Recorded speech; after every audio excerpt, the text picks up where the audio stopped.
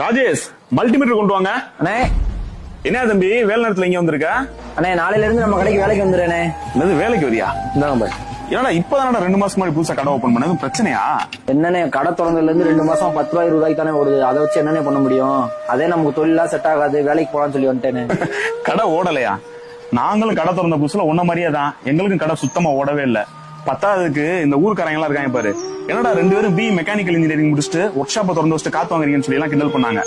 அப்போதைக்கு உன்ன மாதிரி நாங்க மனசு உடஞ்சிருந்தோம். இப்ப எங்களால இந்த இடத்துல நிக்க முடியாது.